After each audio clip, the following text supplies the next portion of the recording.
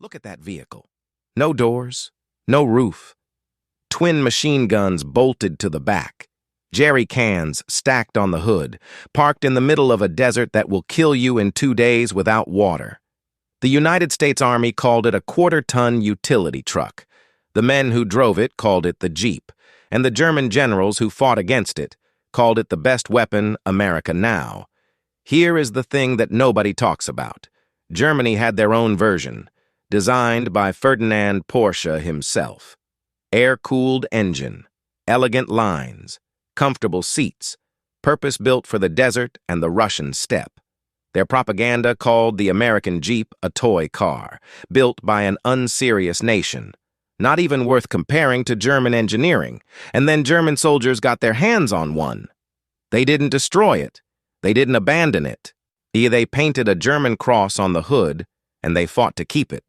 By the end of the war, Wehrmacht units in North Africa were filing German vehicle inventory reports that listed captured American Jeeps as standard issue. Germany's most feared commando, the man Hitler personally trusted with his most dangerous missions, went to his commanding general and made one request before launching his biggest operation of the entire war. He didn't ask for tanks. He didn't ask for armored cars. He asked for Jeeps. He wanted 100. He got 30. He used every single one. In 1948, Dwight Eisenhower, the man who commanded the entire Allied effort in Europe, published his memoir of the war. And in the middle of that book, he named the 4 pieces of equipment that most senior Allied officers considered the most vital to winning. Not the Sherman tank, not the B-17 bomber, not the aircraft carrier, the Jeep. And then he added something that should stop you cold. Curiously enough, he wrote, none of these was designed for combat. So how did this happen? How did a quarter-ton truck, designed in 5 days by a freelance engineer working alone in a half-empty drafting room in Pennsylvania, become the machine that Eisenhower said won the war? How did the same vehicle that 133 American companies called impossible to build in time become the vehicle that every Allied nation wanted, every Allied soldier modified, and every German commander envied? And why did the man who designed it die nearly forgotten? Oh, why did the company that built the first prototype go bankrupt? And why does almost nobody know their names? The answer starts not in a factory, not on a battlefield. It starts in a muddy field in upstate New York in the summer of 1939, and it starts with a problem the United States Army had been quietly losing for 100 years. August 1939. Plattsburgh, New York. 52,000 American soldiers are in the field, the largest peacetime military exercise this country has ever attempted. Tanks would have made a fine story. What General Alonzo Marsh is actually watching is horses. Horses stumbling in mud up to their fetlocks, motorcycles pitching sideways on rutted dirt roads, snapping riders' legs on impact. And Model T Fords, the same vehicle the United States Army has been using since the First World War, spinning their rear wheels in plowed fields, going nowhere, while their drivers climb out and push. This is not a new problem. Since the 1860s, since the mud of the wilderness, since the baked roads of the Shenandoah, the U.S. Army has been trying to solve the same equation. How do you move orders, men, and small weapons across broken ground faster than the enemy can react? For 80 years, the answer has been, you don't. Not reliably, not in bad weather, not off a paved road. Marsh has spent years pushing for a small, fast, 4-wheel drive scout vehicle. Something that could go where the horses couldn't and the motorcycles wouldn't dare. Congress has listened politely and done nothing. The peacetime army does not move on urgency. And then the radio crackles with news from Europe. September 1st, 1939. Germany has crossed into Poland. Cities are burning. A modern mechanized army is doing in days what was supposed to take months, or never happen at all. And on that same morning, Alonzo Marsh raises his right hand and takes the oath of office as the new Chief of Staff of the United States Army. He is 58 years old. He has watched mud eat armies before. In France, in 1918, from close enough to smell it. And he understands, standing there with his hand in the air and Poland on fire, that whatever he is going to do about this problem, he now has no more time to be polite about it. France fell on June 22nd, 1940. Not slowly, not after a long, grinding defense that bought time for regrouping. Or France fell in 46 days, faster than almost anyone in Washington had believed possible. The French army, which most Allied planners had considered the strongest ground force in Europe, had simply ceased to exist as a fighting force. And now, across the English Channel, Britain was alone. 2 weeks later, on July 11, 1940, the United States Army Quartermaster Corps mailed a set of specifications to 135 American automobile manufacturers. The terms were not a request. They read like a dare. 4-wheel drive, empty weight no greater than 1,300 pounds, payload of 660 pounds, fold-down windshield, a rear bench for 3 soldiers and a machine gun, speed range from 3 to 50 miles per hour, bids due in 11 days, a working, drivable, fully tested prototype due in 49. The 133 companies read those terms and threw the document in the trash. Engineers called it physically impossible. Executives called the deadline an insult. In the offices of the largest automobile manufacturers in the world, companies that employed thousands of engineers, that ran factories the size of small cities, the letter was considered a joke. 2 companies answered. Willys Overland of Toledo, Ohio, a mid-sized manufacturer with a competent engineering staff and just enough financial stability to absorb the risk. And American Bantam. Bantam was headquartered in Butler, Pennsylvania, in a building that was too large for everything it still contained and too quiet for what it used to be. Yet the company had been building small European-style economy cars, the kind of cars Americans didn't particularly want, and was now weeks from insolvency. Its engineering staff had already been let go. Its production lines were cold. What it had, in the desk drawer of its president, was a telephone number for a freelance engineer in Detroit named Rufus Vann. That number was about to become the most consequential phone call in the history of American military equipment. Rufus Vann was not a famous man. He was 56 years old, living in Detroit, between contracts, which is a dignified way of saying he was short on work and shorter on cash. He had spent his career in the machine rooms and drafting offices of the American automotive industry, the kind of man who understood engines the way a surgeon understands anatomy, not from books, but from his hands. When the phone rang, he listened to the president of American Bantam make his case. Then he said no. Bantam called back, made the case again, with more urgency and less dignity. Vann said no a second time, and meant it.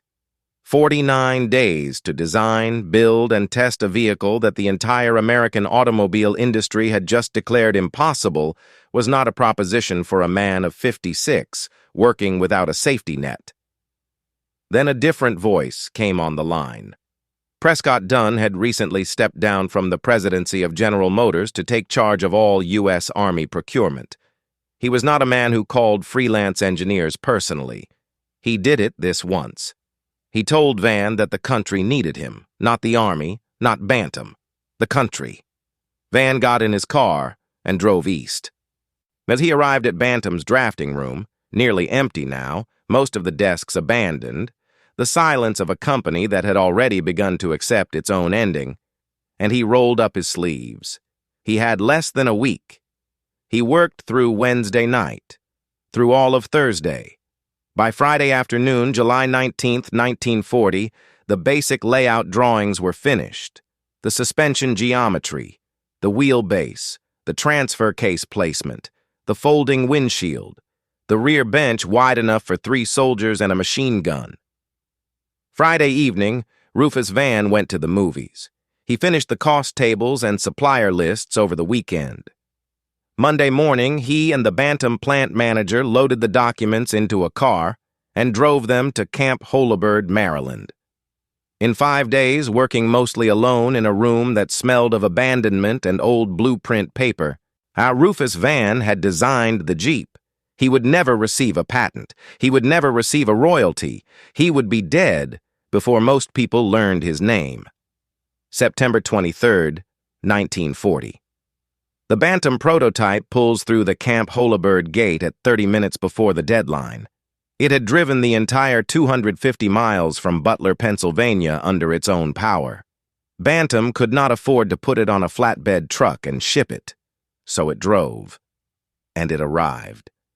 And for one brief window of time, maybe an hour, maybe a day, it must have felt to the men who built it in 49 days from drawings made in 5, like the story was going to end the right way. The Army ran it through testing that was designed to break things. Steep grades, water crossings, sand pits, payload runs. The Bantam prototype did not break. And the evaluator's verdict was unambiguous. This was the best design submitted. The vehicle the United States Army had been trying to produce for 30 years had finally arrived, built by a company with no money and an engineer with no contract, in less time than it takes most corporations to schedule a meeting. Then the Army told Bantam what it had already decided. Citing production capacity concerns, Bantam was too small, the argument went, to build vehicles in the quantities a war would require. The Quartermaster Corps handed Bantam's blueprints to Willys Overland and Ford Motor Company. Both were ordered to produce their own competing designs, using the same basic layout. The Army held that the drawings, by the terms of the contract, now belonged to the government. Rufus Vann was furious. There was nothing he could do. That Willys brought something real to the refinement. The Go Devil engine. A 4-cylinder unit their engineering chief had spent 2 years rebuilding from an old Whippet motor, 60 horsepower, run flat out on a dynamometer for 100 hours without failure. Ford contributed the stamped steel grille with vertical slats that has been the Jeep's face ever since. Bantam, the company that had invented the vehicle, that had arrived 30 minutes early after driving it 250 miles because it couldn't afford not to, built 2,675 units and was quietly pushed out of the war it had made possible. It survived by building trailers for the Jeeps to tow. It declared bankruptcy in 1950. It never made another car. The Egyptian desert in the summer of 1942 is not a place that rewards caution. Devereux Coyle understood this. And he was 26 years old, the founder of a small British irregular unit that headquarters officers had spent a year trying to shut down, dismiss, or simply ignore. His argument was simple and, to conventional military minds, faintly offensive.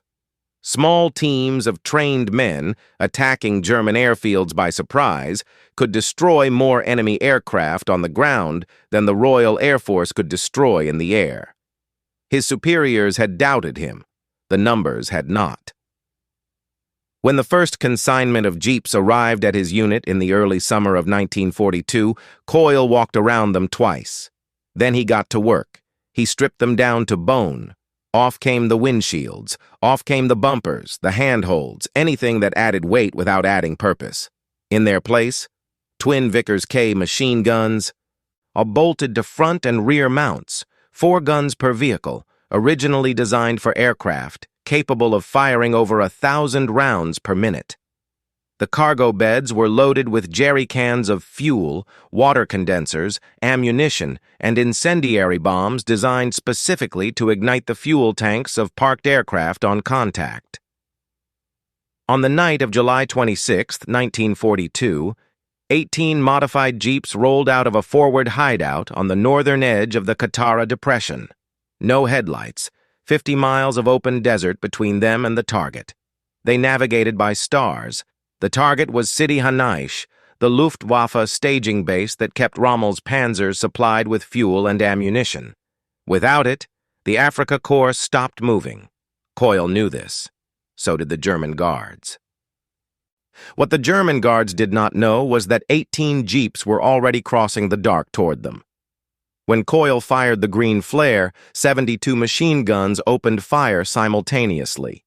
The jeeps drove the full length of the airfield in formation, 2 columns, raking every parked aircraft with tracer fire.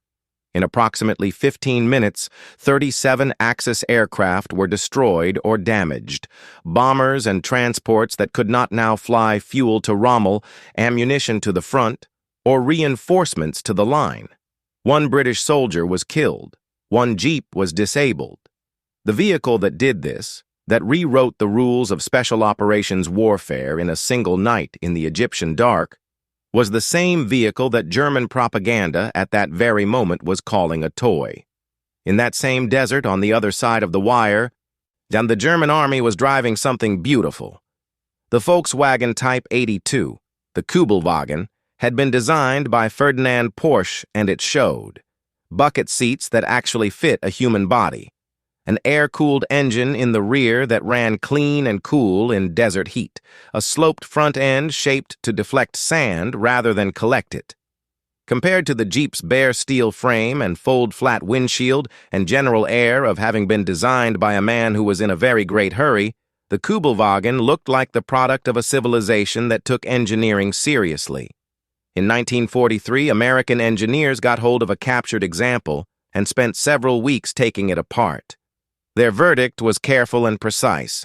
The Kübelwagen was inferior to the Jeep in every measurable category except the comfort of its seating. 25 horsepower against 60. So 2-wheel drive against 4. A vehicle that needed good ground to work on, tested against a vehicle that had been deliberately built for ground that wasn't good at all. But the real gap between the two armies was not measured in horsepower. It was measured in horses. Germany went to war in September 1939 with 514,000 horses on its military rolls, not as a holdover from another era, as a deliberate structural choice. The Wehrmacht had planned around them. Ammunition carts, artillery limbers, supply columns stretching back 50 miles through mud and snow. By the time the German army turned east toward the Soviet Union in 1941, that number had risen to 750,000. By February 1945, with Allied bombers working through German factory capacity day and night, the Wehrmacht was operating 1.2 million horses, more than twice the number it had used to break France in 6 weeks. Behind every panzer spearhead that the newsreels celebrated, behind the Tigers, the Stukas, the floodlit spectacle of Blitzkrieg, the bulk of the German army was moving the way armies had moved since Caesar, on foot, with horse-drawn carts, at the speed of a walking man. The American Army of 1944 did not have that problem. The American Army of 1944 had jeeps, and the farm boys, the garage mechanics, the small-town engineers who had grown up knowing that if the machine breaks and nobody's coming, you fix it yourself.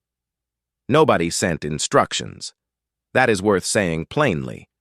When American soldiers in the field began modifying the Jeep into something the factory had never built, no engineer authorized it, no general ordered it, and no manual described how to do it. They simply looked at what they had, looked at what they needed, and started welding. Steel brackets bolted to the rear frame turned the Jeep into a stretcher carrier that could take 2 wounded men out of a forward position under artillery fire, the same position where a truck could not go and a horse would not survive. Pipes welded across the front bumper became wire cutters designed to shear through German telephone cables strung at throat height across the Normandy lanes before they could decapitate a driver moving at speed. Steel rails laid across the floor allowed the Jeep to travel on captured French railroad tracks as a maintenance vehicle, following the line crews into territory that had no roads yet. On Iwo Jima, the volcanic ash was so deep that heavy trucks sank to their frames and stopped. The Jeeps sank to their axles and kept moving, carrying wounded Marines off beaches that the medical evacuation plans had not, apparently, imagined needing to reach. On the Ledo Road in Burma, British engineers had declared the jungle trails impassable in monsoon season. The Jeeps went anyway, carrying ammunition and plasma to positions that the British assessment had effectively written off. None of this came from Detroit. It came from a private in a muddy field who had grown up pulling engines out of tractors. a corporal in a Normandy barn who had rebuilt carburetors since he was 14, sergeants who understood, without being told, that the machine was only as useful as the problem it could be made to solve. The American wounded in action death rate in the Second World War was half what it had been in the First, and 8% of wounded men died in 1918, 4% in 1945. That margin, 4 points, tens of thousands of lives, ran on Jeep engines, driven by men who had taught themselves to make the vehicle into whatever the war required next. October 22, 1944. Wolfgang Kreider is summoned to the Wolf's lair. Kreider was the SS officer whose name had been attached, by Goebbels, not by history, to the rescue of Mussolini from a mountain hotel the previous year. The operation had actually been planned by a Luftwaffe paratrooper. Kreider had arrived at the end. But the propaganda had made him famous, and famous was what Hitler needed now for the mission he was about to describe. The plan was audacious in the way that desperate plans often are. Assemble a brigade of English-speaking German soldiers, dress them in American uniforms. Then equip them with American vehicles, then send them through Allied lines in the opening hours of the Ardennes offensive to seize bridges over the Meuse River, cut telephone cables, redirect convoys down the wrong roads, and spread enough confusion in the American rear to freeze the Allied command in place while the German armor pushed through. Kreider submitted his requirements. He asked for 100 American Jeeps. He received approximately 30. He used every single one. He did not request a single Kubelwagen. His own army was producing them in the tens of thousands, and he didn't want one. He wanted the Jeep because he understood with perfect clarity what the Americans had understood since 1941, that any military police officer at any checkpoint on any road in Europe would wave a Jeep through without hesitation, and the vehicle itself was the password. The psychological damage Kreider's 30 Jeeps inflicted was out of all proportion to their number. American sentries across the entire Ardennes front began stopping every vehicle and demanding answers to baseball trivia, state capitol questions, the names of cartoon characters. General Omar Bradley was briefly detained at his own checkpoint. He correctly identified the capital of Illinois as Springfield, and the MP was certain it was Chicago. Eisenhower spent Christmas 1944 effectively confined to his headquarters in Versailles, under protection, after intelligence reports suggested Kreider's commandos had been tasked with killing him. Yet a handful of German soldiers in stolen jeeps had come closer to paralyzing the Allied high command than the entire armored weight of the Ardennes offensive had managed in the field. 3 years after the war ended, Dwight Eisenhower sat down and wrote his account of it. In 1948, his memoir, Crusade in Europe, was published to considerable attention. Reviewers read it for his thoughts on strategy, on Roosevelt, on the decisions made in the final year that shaped the post-war world. Buried in the middle of the book, almost as an aside, was a sentence that military historians have been returning to ever since. Eisenhower wrote that in the assessment of most senior Allied officers, the 4 pieces of equipment most vital to the victory were the bulldozer, the Jeep, the 2.5-ton truck, and the C-47 transport aircraft. And not the Sherman tank, not the B-17, not the aircraft carrier. Then he added one line that should stop you cold. None of them, he wrote, had been designed for combat. The German side of the ledger is harder to read, and more honest for it. Beginning in 1945, the U.S. Army Historical Division conducted interviews with captured senior German officers and asked them systematically to account for what had happened. The resulting 2,500 manuscripts are now housed at the National Archives in Maryland. They are the largest single body of German military self-analysis of the war in existence. The generals blame Hitler. They blame the Russian winter. They blame the Allied bombing campaign. What they almost never do is name the Jeep directly. They name its consequences instead. What the speed at which American units repositioned after a breakthrough. the depth at which American reconnaissance operated behind the front, the rate at which American wounded were evacuated, treated, and returned to their units, the relentless forward pressure of American supply lines that never seemed to thin, no matter how far the advance extended. In manuscript after manuscript, German generals describe, with genuine bewilderment, an army that did not stop, that could not be made to stop, and never once identify the machine that made it so. Rufus Vann died in Dayton in the 1960s. Almost no one knew his name. American Bantam, the company that arrived 30 minutes early, that drove 250 miles because it couldn't afford to ship its own prototype, had already been gone for years. The surviving Jeeps sell at auction now for tens of thousands of dollars. Collectors restore them. Grandchildren drive them to shows. Somewhere on a dirt road right now, one of them is still running. The monument was never made of bronze. It was made of steel and rubber and 60 horsepower, and it is still on the road.